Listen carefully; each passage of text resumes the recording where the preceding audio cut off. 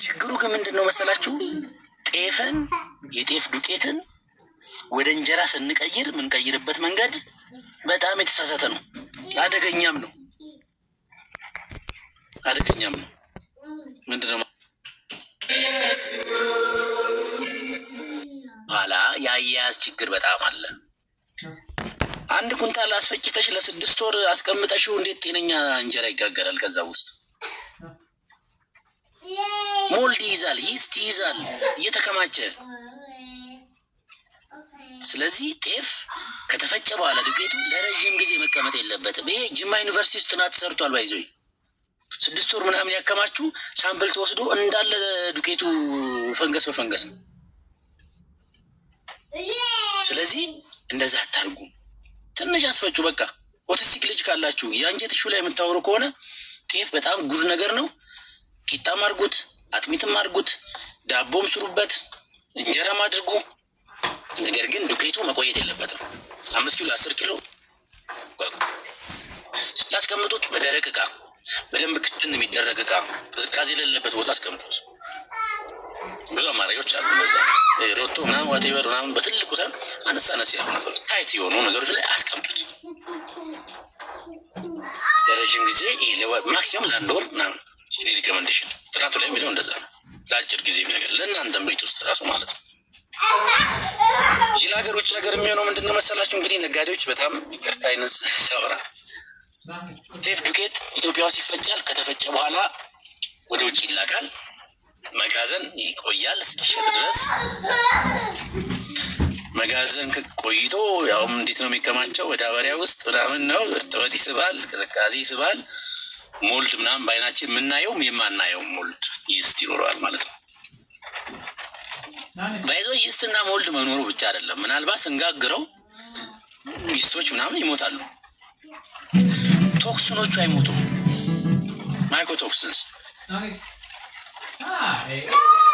አይሞቱም። ስለዚህ ፕሊዝ ፕሊዝ ፕሊዝ ፕሊዝ ለረዥም ጊዜ ተፈጭቶ የቆየን ዱቄት አትጠቀሙ። የመጀመሪያው ነገር እንጀራም ስትጋግሩ፣ ቂጣም ስትጋግሩ፣ ምንም ስታደርጉ ማለት ነው። አዘርዋይስ ጤፍ ሱፐር ፉድ። ሌላኛው እርሾ አትጠቀሙ። እርሾ ሚኒንግ ውጭ ሀገር ላላችሁት በተለይ ይስት፣ አርቲፊሻል ይስት አትጠቀሙ። በራሱ ከልውሱ የሚመጣ ፍሮም ጀነሬሽን ጀነሬሽን የሚተላለፍ ጤነኛ ባክቴሪያ፣ ጤነኛ ይስት ስታርተሩ የራሳችን እርሾ ስታጪ ከጎረቤት ወስደሽ ከልውሱ ከዛ ታስቀሪያለሽ ሌላ ጊዜ ማለት ነው። ይሄ በጣም ወሳኝ ነው ማለት ነው። ይሄ በጣም ወሳኝ ነው። ስለዚህ ውጭ ያላችሁት መፍጫ ካላችሁ ጤፉን ራሱን ግዙት። ጥሬውን በትንሽ መፍጫ ቢኖራችኋል። ትንሽ መፍጫ ማንኛውም ነገር የምትፈጩበት ራሳችሁ እየፈጣችሁ መጠቀም ትችላላችሁ ቤት ውስጥ። ባይናት በጣም ብዙ ነገር እኮ ቡናም የምትፈጩበት ነገር ይፈጨዋል። ሽሮ፣ በርበሬ ምንም እኮ ያው ቤት ውስጥ መፈጨት ያለበት ባይዞ በበልክ መሆን የለበት። ይሄ ነው ዘወርስት ነገር። ደግሞ ልንገራችሁ ስለ ዱቄቱ፣ ስለ ጤፍ ክሊር አድርገናል። ስለዚህ ምንም በቃ ይህንን አይጋራንቺው ባይዞ አንድም ልጅ እኔ እስካሁን ድረስ ጤፍ አቋርጦ እንዲህ አልኩ ነው ብያለሁ። ካርቦሃይድሬት ከየ ሁሉ እናስገባለን ፌዝ ባይ ፌዝ፣ ያውም እየጨመርነው ነው የምንሄደው። ዳይቨርሲቲም እየጨመርነው ነው የምንሄደው። ለተወሰነ ጊዜ የምንፈልገውን ጎል አቺቭ ካደረግን በኋላ እያሰፋ ነው ሰፋ እያለ ነው የሚሄደው። ኢቨን ግሉተንንም እንደ መርዝ አናይም። በነገራችን ላይ ምግብ መርዝ አይደለም። ፕሊዝ እንዴት አንድል ታደርጉታላችሁ ነው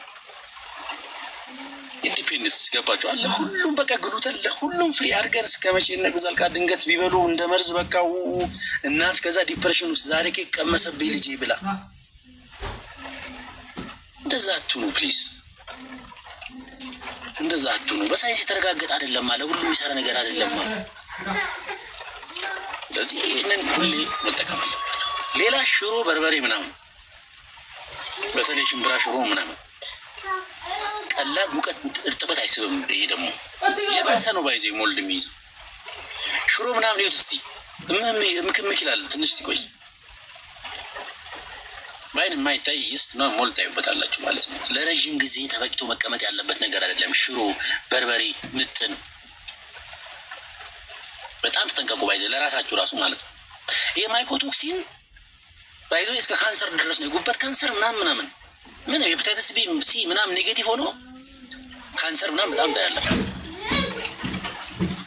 ስለዚህ በቃ ፍሬሽ በትክክል በትንሽ ጊዜ ተፈጭቶ የምትሰጡት ደረቅ ቦታ ማስቀመጥ። ሌላ ውጭ ሀገር በተለይ ፕሪዘርቫቲቭ ኢትዮጵያ ውስጥም ትላልቅ ሆቴል ፕሊዝ ዶንት ዩዝ ኢት። ፕሪዘርቫቲቭ የሚጨመረው ደብሊዎቹ ራሱ ሪከመንድ አድርገው በየቀኑ ልንበላው ምግብ ውስጥ መግባት የለበትም ፕሪዘርቫቲቭ። አዘርዋይዝ ወደ ካንሰር እየሄዳቸው ነው። ቢኮዝ ፕሪዘርቫቲቭ ስለሚገባበት፣ ቤንዞይት ስለሚገባበት፣ ቤንዞይክ አሲድ የሚቀየር ስለሚገባበት እሱን ታውቁታላችሁ እናንተም። ፕሪዘርቫቲቭ ያለው ጤፍ አለ እናንተ ጋር፣ እንጀራም እንደዛው። ሌጋሊ ኦልሬዲ ፕሪዘርቫቲቭ ገብቶ ውጭ ሀገር የሚሸጥ እንጀራ አለ ማለት ነው። አንዳንድ ቦታም ኢትዮጵያ ውስጥ እንግዲህ ይህን መንግስት እንትን ያደርገው። ቤት ውስጥ ግን ፕሊዝ በቃ ቢያንስ በእጃችሁ ኮንትሮል የምታደርጉት ነገር መሆን አለበት ማለት ነው። ቤታችሁ የምታደርጉት ነገር ነው ማለት ነው። በጣም ስለ ፕሪዘርቫቲቭ በተለይ እኔ ፎር ሰም ሪዝን ዲቴሉን አልነግራችሁም። ይህም ረና ወይ በየቀኑ የምትጠቀሙት ነገር ስለሆነ እንጀራ በየቀኑ የምንበላው ነገር ነው። በየቀኑ ፕሪዘርቫቲቭ አደገኛ ነገሮች ሊከሰቱ ይችላሉ ማለት ነው። አደገኛ ነገሮች ሊከሰቱ ይችላሉ ማለት ነው። ስለዚህ አይ ቲንክ ኦልሞስት 2 hours ቆይተናል። መብራት የለም። ባይዞ መኪና ውስጥ ሆኜ ነው ማውራችሁ፣ ውጭ ላይ ሆኜ ሰው ሀፍቱ ጎ። ጥያቄ ካለ የተወሰነ ጥያቄ እንቀበልና ኤኒ ምናልባት አሁን ካወራሁት ነገር በተለይ ቻሌንጅ ሀሳቡን ቻሌንጅ የሚያደርግ ሰው ፕራዮሪቲ ስችልኝ ቅድሚያ ቻሌንጅ የሚያደርግ ሰው እኔ ዶክተር ገላ ያወራው ነገር ሳይንሳዊ አይደለም፣ በጥናት ላይ የለም፣ የተጠና ነገር አይደለም፣ ይቃዠ ነው የምትሉ ሰዎች ቅድሚያ ሰጣችኋለሁ።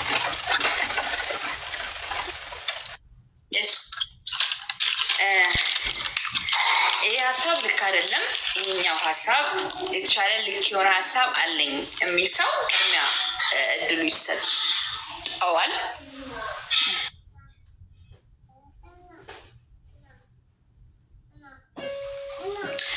እና አሁን በደንብ የተረዳችሁ ይመስለኛል። ጥያቄ ያላችሁ ሰዎች ከታች ጻፉ። ምክንያቱም ረጅም ሰዓት ነው ዶክተርን ያስቀመጥ ነው። እግዚአብሔር ያክብርልን ዶክተር፣ በጣም ነው የምናመሰግነው። ጥያቄ ቻንስ ለማን ልስጥ? ራኪ ልስጥሽ መጀመሪያ።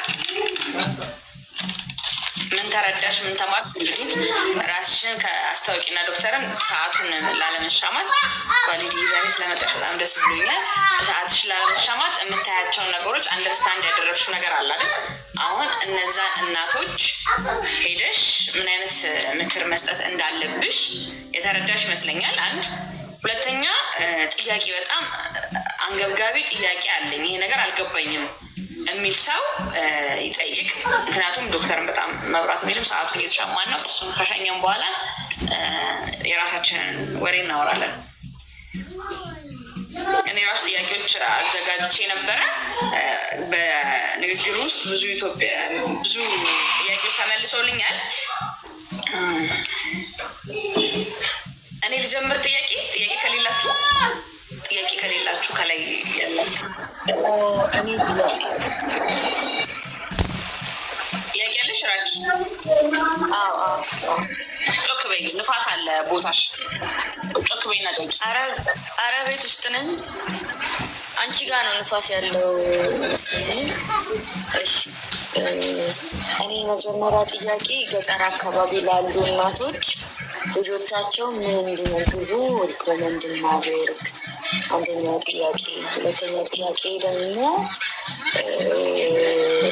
ስለ እንጀራ አሁንም ሁለት ሀሳብ ሆነብኝ እና ትናንትናም ሌላ ሀሳብ ስለሰማሁት እንጀራ በራሱ ፐርሰናል ኦቲስቲክ ልጆችን አታክ ሊያደርግ ይችላል። ያለባቸውን የህመም ደረጃ ይጨምራል ወይ ደግሞ ይቀንሳል? ምንድን ነው? እስኪ ስለ የእንጀራው ፓርት ዲፕ ቢብራራልኝ ደስ ይለኛል።